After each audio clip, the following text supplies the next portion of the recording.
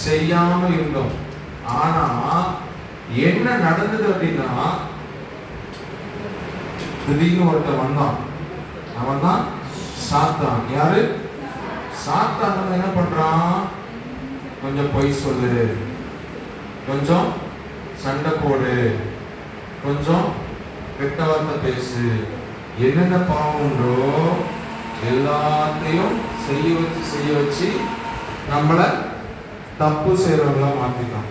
Okay, இப்போ இந்த தண்ணி அழுக்கு தண்ணி யாராவது யூஸ் பண்ணுவாங்களா?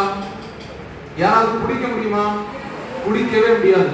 இப்போ நம்ம எல்லாம் பாவம் செஞ்சு யாருக்குமே பயம் இல்லாம இருக்கிறோம்.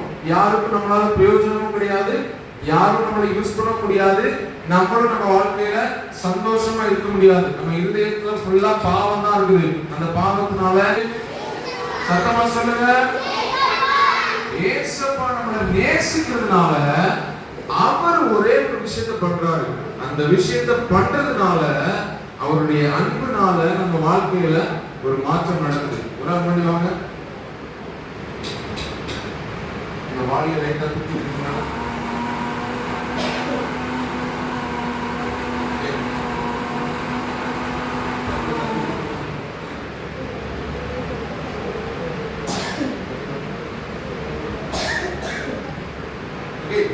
இப்போ இது என்ன அப்படின்னா ஏசப்பாவுடைய அன்பு. யாருடைய அன்பு? நம்ம ஃபுல்லா பாவம் செஞ்சிட்டோம், ஃபுல்லா பாவம் தான் இருக்குது. ஆனா ஏசப்பா அவருடைய அன்பை நம்ம மேல ஊத்துறாரு.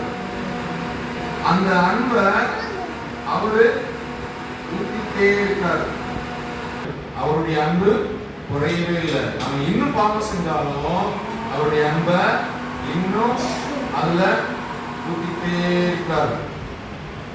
அவருடைய அன்பு அளவில்லாத அன்பு நம்ம மேல ஊத்திட்டே இருக்காரு. அந்த அன்பை எல்லாம் ஊத்தி ஊத்தி ஊத்தி